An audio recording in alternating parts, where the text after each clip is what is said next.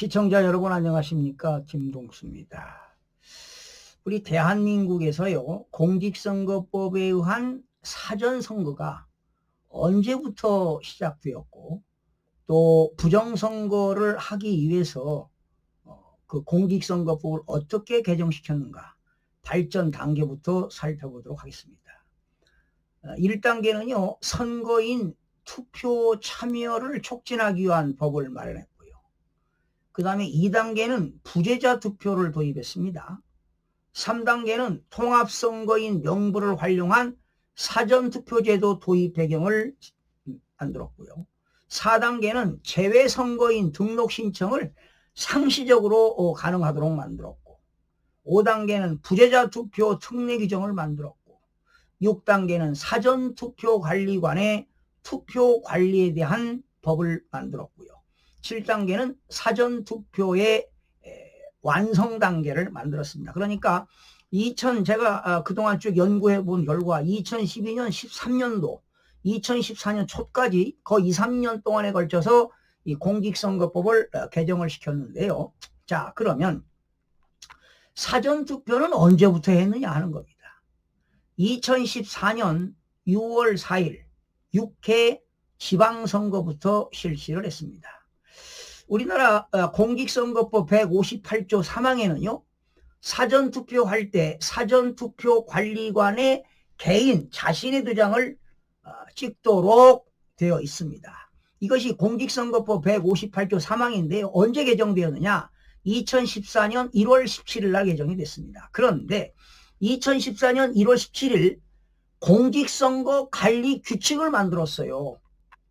중앙선거관리위원회가 공직선거 관리 규칙을 만들어가지고 84조 3항에다가 이 사전투표 관리관의 개인도장을 찍지 않고 인쇄를 해서 인쇄 날인하는 거를 가름할 수 있다. 그래서 똑같이 2014년 1월 17일 날 개정시킨 바 있습니다. 그리고 2014년에 최초로 6회 지방선거가 있었는데요. 그때 지방선거는요, 사전투표할 때 처음 하는 거 아니겠습니까? 그런데 진짜표 9장에 가짜표 하나를 투입했습니다. 그러니까 10%를 위조한 거지요. 사전선거에서요. 그리고 이제 4년 뒤에 2018년에는 진짜표 3장에 가짜표 하나를 집어넣습니다. 제가 이미 방송해드렸어요. 25%를 위조했습니다. 그리고 이제 2022년도에 윤석열 대통령이 당선이 되고 나서 이제 지방선거를 하는데, 이때 부정선거를 하면 안 되니까 적게 했어요. 7장에 가짜표 하나를 집어넣습니다. 그러니까 2018년도는 3장에 진짜표 3장에 가짜표 하나인데, 2022년도에는 진짜표 7장에 가짜표 하나, 12.5%를 위조를 했습니다. 윤석열 대통령이 당선되고 나서 바로 지방선거 했잖아요. 그리고 2025년 4월 2일 날 교육감 그 보궐선거가 있었는데, 뭐 서울에도 있었어요. 인천에도 있었고 전라도에도 있었고, 그 당시 부산 교육감 선거했는데요, 역대 최고 조작했습니다. 사전선거에서 진짜표 하나에 가짜표 하나를 집어넣습니다. 제가 이미 방송해드렸죠. 50%를 조작했습니다. 50%를 조작했습니다. 자, 그러면 2014년도에는 10%를 위조했고, 6월 4일 날 6회 지방선거죠. 그리고 2018년도에 7회 지방선거는 3장에 하나. 그리고 2022년 3월 9일 날 대통령 선거는요, 대통령 선거도 부정선거 했는데, 원래는 이재명이가 부정선거 했으니까 돼야 되는데, 당일 투표에서 윤석열 대통령이 압승을 했기 때문에 대통령 선거 3월 9일 날 민주당에서 관내 사전에서 진짜표 5장에 가짜표 하나를 집어넣습니다. 16.6%를 위조했는데도 하늘이 도와서 윤석열 대통령이 된 거지요. 그리고 2023년 10월 11일 날 강서구청장 보궐선거 있었죠. 그때는 진짜표 2장에 가짜표 하나 집어넣습니다. 33%를 위조했다는 겁니다. 그리고 2020년 21대 총선하고 2024년 22대 총선은요, 지역마다 달랐어요. 관내사전에서 서울은 진짜표 3장에 가짜표 하나를 집어넣습니다. 결과적으로 25%를 위조했고요. 경기 지역은 진짜표 4장에 가짜표 하나를 집어넣습니다. 20%를 위조했고요. 부산 같은 경우는 아무래도 국민의힘이 앞서지요. 그러다 보니까 진짜표 5장에 가짜표 하나. 그러니까 지역별로 지역에 따라서 지역별 후보별에 따라서 이렇게 부정선거를 했다는 겁니다. 그러니까 서울은 25%를 위조했고요. 관내사전에서 경기도 같은 경우는 20%, 부산 같은 경우는 16.6%를 위조했습니다. 그리고 역대 2025년 4월 2일 날 부산 교육감 보궐선거는 진짜표 하나에 가짜표 하나 50%를 위조했습니다. 그리고 지난해 그 6월 3일 조기대선 치렀잖아요. 조기대선 이재명이하고 이제 김문수 후보가 대결했는데 제가 조사해 보니까 김문수 후보가 엄청나게 앞섰습니다. 그런데 6월 3일 날 조기대선은 관내사전이 있어요. 관외사전은 진짜표 2장에 가짜표 하나 33%를 위조했고요. 관내사전에서는 진짜표 하나에 가짜표 하나 50%를 위조를 했습니다. 여러분, 이 숫자는요 거짓말을 하지 않습니다. 이 통계학의 대수의 법칙은요 이 거짓말을 절대로 할 수가 없습니다. 그래서 여러분 지난 21대 그리고 22대 국회의원 선거 있잖아요. 21대가 2020년이었죠. 2020년 4.15 선거 때 민주당이 180석을 얻었습니다. 그때 당대표가 누구였나요? 이해찬 대표였어요. 그리고 양정철이가 민주연구원 원장하지 않았습니까?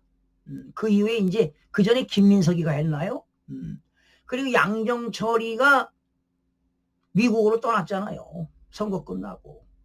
그렇게 선거하는데 승리하는데 이바지했으면 좋은 자리 얻어가지고 가야 되는 거 아니겠습니까? 그런데 인터뷰할 때 그 입술이 푹 떠는 모습 보면은 이건 완전히 부정선거로 본인 스스로가 아는 겁니다. 양정철, 김민석이, 조혜주, 이제 고인이 되셨던 이해찬 전 총리, 그 당시 민주당 대표지요. 다 알고 있을 겁니다. 자, 이렇게 부정선거를 했는데요. 이게 지금 한국만 있는 게 아니지요. 전 세계적으로. 그런데 이 자본은 어디에서 유입됐느냐라는 겁니다. 소로스의 일부 자금도 들어왔고요. 중국 자본도 들어왔고. 그런데 저는 예단하지 않습니다만은 제가 보이는 것도 없고 들리는 것도 없고 잡히는 것도 없는데 계속 수년 동안 부정선거를 추적하다 보니까 이런 결과를 얻게 되는 겁니다. 그래서 오늘 미국의 트럼프 대통령이 뭐 했습니까? 지금 부정선거 누가 했는가 발표했잖아요. 부정선거 누가 했는가 발표하지 않았습니까? 결과적으로 미국의 내부에서 부정선거 있었다는 거 아니겠습니까? 네? 오바마 대통령이라는 거 아닙니까? 오바마 대통령. 그래서 트럼프 대통령이 부정선거 주범들 다 체포하고 대상을 공개하겠다는 겁니다. 그러니까 그 당시 오바마 시절에 FBI, CIA 국장들도 다 백악관에서 부정선거에 참여했다는 거 아니겠습니까? 이게 밝혀지는 겁니다. 이게 국제 부정선거 카르텔이 되는 겁니다, 여러분. 그래서 미국의 밀리니언 도미니언, 그리고 베네수엘라의 스마트매틱, 중국의 화웨이, 한국의 뭡니까? 한국의 한국이 어디예요? 미루 시스템. 그래서 지금 미국의 SCIF가 말이죠. 최근에 이런 걸 발표했습니다. 한국의 미루 시스템, 그 인천에 있는 연수구에 있는 AWF, 그리고 중앙선거관리위원회가 심지어 미국의 선거까지 조작하는데 깊숙이 관여했다는 정황을 SIF가 폭로하지 않았습니까? 그러니 이제 트럼프 대통령이 이렇게 직접 밝힌 내용들과 SCIF가 그동안 공개해온 한국의 그런 부정선거 개입 정황 함께 놓고 보면 이제 더 이상 이 부정선거는 음모론이 될 수가 없습니다. 음모론 수준으로 치부할 수 없는 이제 국면에 들어섰다고 보는데요. 아마 조만간에 한국에도 부정선거의 회오리바람이 크게 몰아칠 것으로 봅니다. 지금 한국의 내용 알고 있는 사람들은 잠을 못 잘 겁니다.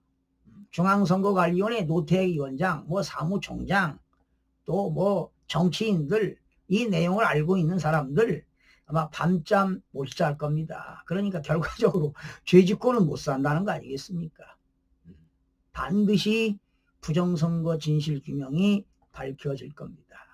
지금 이런 거 보면은요, 여러분 윤석열 대통령이 헌법재판소에서 헌법재판관들한테 이런 얘기 했잖아요. 중앙선거관리위원회 서버를 조사해보자 말이지. 그러니까 기각시켰죠. 그러자 윤석열 대통령이 최고 통수권자로서 차마 못할 말이 있다. 그 대통령의 심정을 헤아려달라. 이것은 트럼프 대통령이 당선되고 비상계엄하기 전에 10분간 통화한 내용이 거기에 각별한 뭐가 있을 것 아니냐. 그리고 여러분 윤석열 대통령이 최고 통수권자로서 최고의 고급 비밀을 알고 있는 거 아니겠습니까? 그런 내용을 국무위원들한테 발설하겠습니까? 아니죠. 그래서 어렵게 대한민국의 국헌을 위해서 자유민주주의와 법치주의를 지키기 위해서 홀로 큰 용기를 낸 겁니다. 결단을 내린 것이지요. 그리고 무슨 유혈 사태가 있었습니까? 폭동이 일어났습니까? 군인들이 무슨 총알을 들었습니까? 전혀 없었잖아요. 그리고 2시간 이내에 짧은 시간 이내에 계엄이 국회에서 해제가 됐잖아요. 국회 기능을 마비시켰습니까? 천만에만 말씀입니다. 이거는 국헌 문란이 될 수가 없습니다. 11째 성립이 안 된다는 것입니다. 아마 지기현 판사가 2월 19일 날 정말 헌법과 법률에 의해서 양심적으로 재판을 할 거라고 믿어 의심치 않습니다. 바로 2월 19일이 그렇다고 무죄 판결 된다고 해서 윤석열 대통령이 당장 나오는 건 아닙니다. 이미 5년형을 받았잖아요. 그러나 이제 나중에 사면법에 의해서 사면이 될 수도 있고요. 그러나 또 윤석열 대통령은 역대 대통령 중에 최고의 통수권자로서 아마 길이길이 남을 거라고 봅니다. 지금 밝혀지고 있잖아요. 부정선거. 미국의 트럼프 대통령이 그런 용기를 가지고 거짓과 싸우고 있잖아요. 좋은 일들이 있을 겁니다. 참 저도 많은 시간, 수년 동안 정말 힘든 삶을 살아왔습니다. 지금도 마찬가지입니다. 그러나 오늘은 너무나 기분이 좋습니다. 시청자 여러분 고맙습니다.